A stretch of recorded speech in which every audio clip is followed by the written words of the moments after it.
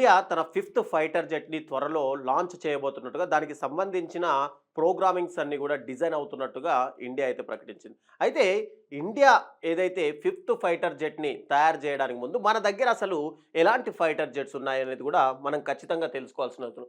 అయితే మన దగ్గర ఉన్నటువంటి ఫైటర్ జెట్ చూసుకుంటే గనుక మిగ్-21 ఫైటర్ జెట్, అంటే ఇవన్నీ కూడా 1-4th జనరేషన్‌కి సంబంధించిన ఫైటర్ జెట్‌లను మాత్రమే ఇప్పటివరకు ఇండియా అయితే యూజ్ చేస్తుంది. దాంట్లో మొదటిగా మిగ్-21 ఫైటర్ జెట్ గాని, జాగ్వార్ గాని, మిగ్-29 గాని, మిరాజ్ 2000 అనే ఫైటర్ జెట్‌లని, దాంతో పాటుగా ఇక రఫేల్ గాని, సుఖోయు 30 ఎంకేఐ గాని, ఇక తేజాస్ అనే యుద్ధ విమానాలను మనం ఇండియా ఇప్పటివరకైతే వాడింది.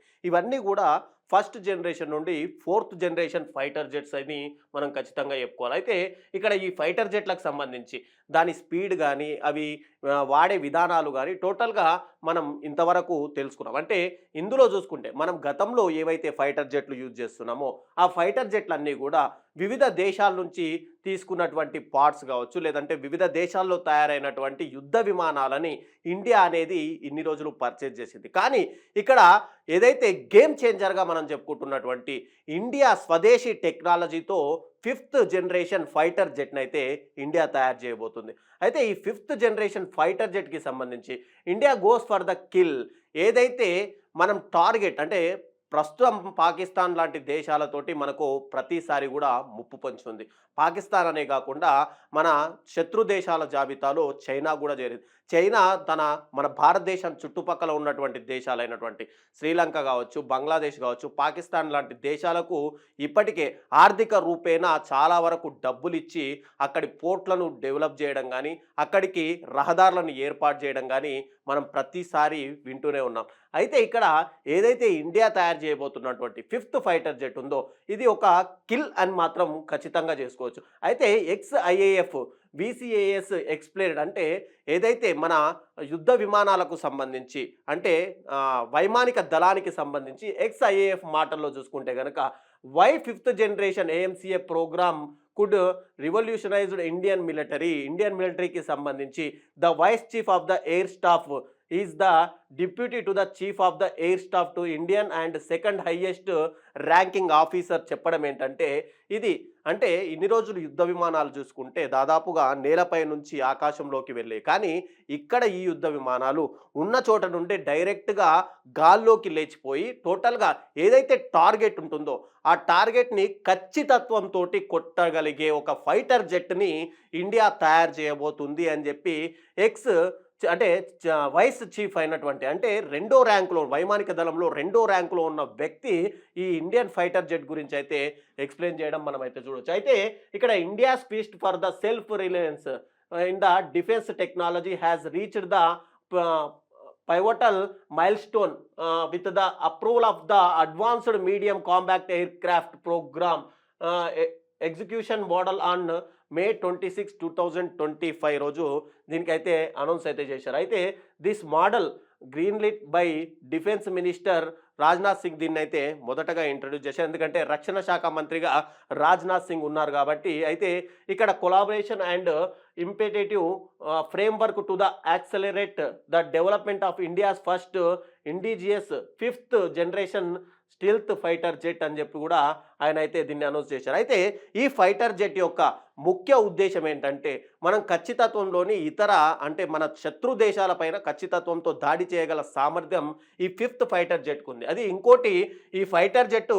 25 టన్నుల బరువుని తనతో తీసుకెళ్ళి, అంటే ఆయుధాలకు సంబంధించిన బరువుని తనతో తీసుకెళ్లే కెపాసిటీ కూడా దీంట్లో ఉండడం. ఇక ట్విన్ ఇంజన్, అంటే 2 ఇంజన్లతో తయారు చేయబడుతున్న స్వదేశీ టెక్నాలజీ ఈ ఫిఫ్త్ జనరేషన్ ఫైటర్ జెట్ అని చెప్పుకోవచ్చు. ఇక మల్టీ రోల్ అనేది కూడా దీంట్లో ఖచ్చితంగా చూపిస్తున్నారు. తర్వాత దీనికి చూపిస్తే కనుక దీంట్లో మెయిన్గా ఇంపార్టెంట్ పాయింట్గా మనం చెప్పుకోవాల్సింది ఏంటంటే, ఏఐ బేస్డ్ మిషన్ సిస్టమ్స్.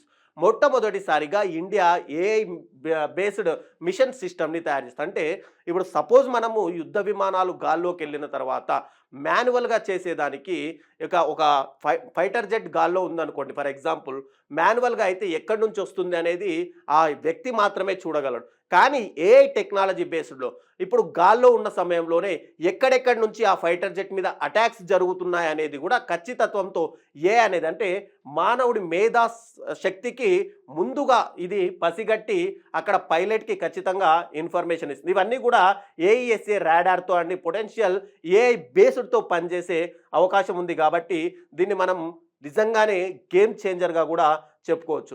అయితే దీంట్లో చూసుకుంటే డిజైన్ అండ్ మల్టీ రోల్, ఇందాక మనం మాట్లాడుకున్నట్టుగా ఇది 2 రకాల రోల్స్ని ఇంప్లిమెంట్ చేస్తూ డబల్ ఇంజన్ తోటి ఇది పనిచేసే అవకాశం ఉన్నాయి. తర్వాత ఎంకరేజింగ్ ఎఫిషియన్సీ అండ్ స్పీడ్ విషయంలో కూడా ఇది ఖచ్చితత్వంతో పనిచేస్తుంది.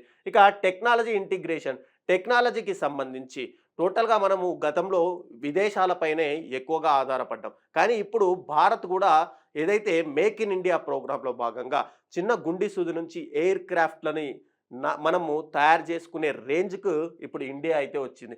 దాంతో టెక్నాలజీ ఇంటిగ్రేషన్ అంటే విదేశాలతో కూడా టెక్నాలజీని పంచుకోవడానికి కూడా ఇది ఒక గేమ్ చేంజర్గా మనం ఖచ్చితంగా చెప్పుకోవచ్చు. ఇక ఎకనామిక్ అండ్ ఇండస్ట్రియల్ గ్రోత్, ఎకనామిక్గా కూడా భారత్ ఎదిగే అవకాశాలు ఉన్నాయి. ఇండస్ట్రియల్ గ్రోత్ కూడా ఖచ్చితంగా పెరిగే అవకాశం, ఎందుకంటే ఇక్కడ ఇది ఏదైతే ఈ ప్రాజెక్ట్ తయారు చేస్తున్నారో ఇది పబ్లిక్ కంపెనీస్కి దీన్ని ఆఫర్ చేయడం వల్ల ఇతర కంపెనీలు కూడా ఇందులో పెట్టుబడి పెట్టే అవకాశాలు ఉన్నాయి. ఇందులో పెట్టుబడి పెడితే ఖచ్చితంగా అక్కడ ఉద్యోగాల అవకాశాలు వచ్చే అవకాశం ఉంది. ఇక ఎకనామికల్లో కూడా భారత్ గ్రోత్ ఖచ్చితంగా ఉండే అవకాశం ఉంది. ఇక రిస్క్ మిటిగేషన్ కూడా దీంట్లో ఏముంటుంది అనేది మనం మాట్లాడుకుంటే ఖచ్చితంగా దీనికి సంబంధించి ఏవైతే రిస్కులు చూసుకుంటే కనుక, అంటే ఫ్యూచర్లో ఈ 5th జనరేషన్ వల్ల వచ్చేటువంటి కొన్ని రిస్కులు మనం మాట్లాడితే కనుక governance, selecting the right private partner with the financial depth, technically expertise and politically neutral is crucial అనేది మనం చెప్పుకోవాలి. అంటే ముఖ్యంగా చూసుకుంటే కనుక ఏదైతే ప్రైవేటు కంపెనీలని దీంట్లో ఇన్వాల్వ్ చేస్తున్నారో ఈ 5th జనరేషన్ దాంట్లో వాళ్ళు పెట్టే ఫండింగ్ ఎంత, ఆ ఫండింగ్ వాళ్ళు ఎక్కడి నుంచి తెస్తున్నారు, దానికి సంబంధించి టోటల్గా అంటే ఇప్పుడు బీజేపీ గవర్నమెంట్ అధికారంలో ఉంది, రేపు కాంగ్రెస్ పార్టీ అధికారంలోకి రావచ్చు. అలా కాకుండా అంటే పొలిటికల్ పార్టీకి సంబంధం లేని ఒక ప్రైవేట్ కంపెనీని దీంట్లో ఇన్వాల్వ్ కనుక చేస్తే కనుక ఖచ్చితంగా రాబోయే రోజుల్లో ఇది 5th జనరేషన్ అనేది పూర్తి తయారీ విధానంతో వెళ్ళే అవకాశం ఉంది. ఇక ఐపీ ఓనర్షిప్ అంటే ఏదైతే కంపెనీ షేర్స్ పెడుతుందో ఈ 5th జనరేషన్ ఫైటర్ జెట్కి సంబంధించి ఆ కంపెనీ షేర్స్ ఎంత, ఫ్యూచర్లో ఆ కంపెనీ మీద అంటే ఏదైనా 51% కనుక ఆ కంపెనీ షేర్లు ఉంటే కనుక దానికి ఓనర్షిప్ వెళ్ళే అవకాశాలు ఉన్నాయి. కాబట్టి ఈ ఓనర్షిప్ల గురించి కూడా ముందుగా ఖచ్చితంగా మనం ఇక్కడ మాట్లాడుకొని దీని మీద ఖచ్చితంగా ఒక అగ్రిమెంట్ చేసుకోవాల్సిన అవసరం కూడా ఉంది. ఇక original equipment manufacturers will require legal expertise and finance. ఏదైనా అంటే ఇప్పుడు సపోజ్ ఒక ఫైటర్ జెట్ తయారు చేయాలనుకుంటే ఖచ్చితంగా దానికి సంబంధించిన ఒక పరిశ్రమని ఏర్పాటు చేసుకోవాల్సి ఉంది. ముఖ్యంగా ఇలాంటి పరిశ్రమలు సముద్ర తీర ప్రాంతాల్లోనే ఎక్కువగా ఏర్పడుతుంది, ఎందుకంటే ఖచ్చితంగా నీటి వనరు అవసరం కాబట్టి.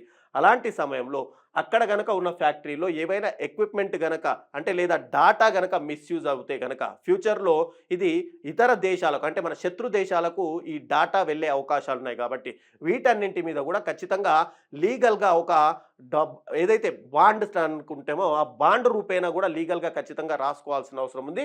ఒకవేళ ఈ డాటా కనుక మిస్యూజ్ అయితే కొన్ని కోట్లలో ఫైన్ విధించడానికి కూడా భారత్కి అధికారం ఉంది, భారత వైమానిక దళానికి అధికారం ఉంది అన్నట్టుగా కూడా ఖచ్చితంగా లీగల్ ఎక్విప్మెంట్ అయితే ఉండాలి. ఇక నెక్స్ట్ ఫండింగ్ సంబంధించి ఈ ప్రాజెక్ట్ ఏదైతే ఉందో ఈ 5th జనరేషన్ ప్రాజెక్ట్కి సంబంధించి 15,000 నుంచి 20,000 కోట్ల రూపాయలు ఖచ్చితంగా ఖర్చు అవుతాయని చెప్పి ఒక అంచనా అయితే ఉంది. ఈ దాంట్లో డబ్బు అటు ప్రైవేట్ కంపెనీలు పెడతాయా లేకంటే భారత గవర్నమెంట్ పెడుతుందా అనే దాని మీద కూడా ఖచ్చితంగా అవకాశం ఉంది. ఇక work force and skill gaps, మనం ఈ విషయం మాట్లాడుకుంటే కనుక విదేశాల్లో చిన్నప్పటి నుంచే ఎడ్యుకేషన్ విధానం వాళ్ళకు స్కిల్ డెవలప్మెంట్ అనేది ఖచ్చితంగా నేర్పిస్తారు. ఈ విషయంలో మనం ఖచ్చితంగా వెనుకబడ్డాం. ఏదైతే ఫ్యూచర్లో అంటే ఇంటర్ చేయాలనుకుంటే ఐఐటి చేసే వాళ్ళు మాత్రమే ఈ స్కిల్ డెవలప్మెంట్ అనేది నేర్చుకుంటారు భారత్లో. కానీ విదేశాల్లో చూసుకుంటే చిన్నప్పటి ఎలిమెంటరీ స్కూల్ నుంచే వాళ్ళకు స్కిల్ డెవలప్మెంట్ మీద ఒక అవగాహన ఒక క్లాస్ అనేది ఖచ్చితంగా ఉంటుంది. కాబట్టి ఈ స్కిల్ డెవలప్మెంట్ కూడా భారత్లో చాలా వెనుకబడింది. కాబట్టి దీని మీద కూడా ఖచ్చితంగా దృష్టి సారించాల్సిన అవసరం ఉంది. ఇక export potential, safe guards and foreign collaboration, ఖచ్చితంగా విదేశాలతో కూడా మనము కొలాబరేట్ అవ్వాల్సిన అవసరం ఉంది. ఎందుకంటే ఇక్కడ చైనా విషయం మాట్లాడుకుంటే, చైనా ఇప్పటికే 6థ్ జనరేషన్ ఫైటర్ జెట్‌ని ఆల్రెడీ లాంచ్ కూడా చేసేసింది. కానీ మనం ఇంకా 5థ్ జనరేషన్ ఫైటర్ జెట్ గురించే ఆలోచిస్తున్నాం. కాబట్టి ఖచ్చితంగా ఈ 5థ్ జనరేషన్ అనేది ఒక గేమ్ చేంజర్ కావచ్చు. కానీ మన మైల్‌స్టోన్ మాత్రము 6థ్ జనరేషన్ అనేది ఖచ్చితంగా గుర్తుపెట్టుకోవాలి. ఎందుకంటే రేపు మనం 5థ్ జనరేషన్ స్టార్ట్ చేసి అయిపోగానే చైనా 7థ్ జనరేషన్ స్టార్ట్ చేస్తుంది. తర్వాత 8థ్ జనరేషన్. కానీ మనము చాలా వెనకబడి ఉన్నాము అనడానికి ఇదొక నిదర్శనంగా చెప్పుకోవచ్చు. ఎందుకంటే శత్రు దేశాలు మన చుట్టుముట్టూనే ఉన్నాయి కాబట్టి వీటి మీద కూడా భారత్ ఖచ్చితంగా దృష్టి సారించాల్సిన అవసరం ఉంది. ఇక అమెరికా లాంటి దేశాలని మనం ఖచ్చితంగా ఆధారపడి ఉండలేం. కాబట్టి మన ఎప్పుడైనా ఫ్రెండ్లీ నేబర్ అంటే ఫ్రెండ్లీ నేచర్ ఉన్నటువంటి దేశాలైనటువంటి మనకు మొదటి నుంచి స్నేహస్తం అందిస్తున్నటువంటి రష్యా లాంటి దేశాలు గానీ, లేదంటే ఇజ్రాయెల్ లాంటి దేశాలతో మనము ఖచ్చితంగా ఈ ఏదైతే కొలాబరేషన్ ఉందో ఫారెన్ కొలాబరేషన్ ఖచ్చితంగా అలాంటి దేశాలతో పెట్టుకొని, అలాంటి దేశాలతో గనక మనం ముందుకెళ్తే ఎక్స్‌పోర్ట్స్‌లో గానీ ఇండియా ఖచ్చితంగా ముందుకెళ్ళే అవకాశాలున్నాయి. కాబట్టి ఇక రాబోయే రోజుల్లో ఏదైతే మనం 5థ్ జనరేషన్ అని చెప్పుకుంటున్నామో, ఆ 5థ్ జనరేషన్ స్థానంలో ఖచ్చితంగా 6థ్ జనరేషన్, 7థ్ జనరేషన్ గూడా అప్‌గ్రేడ్ చేసుకోవడానికి భారత్ ముందుకెళ్లాల్సిన అవసరం అయితే ఖచ్చితంగా ఉంది. ఇక ఈ వీడియో పైన మీ అభిప్రాయాల్ని ఖచ్చితంగా కామెంట్ రూపంలో తెలియజేయండి.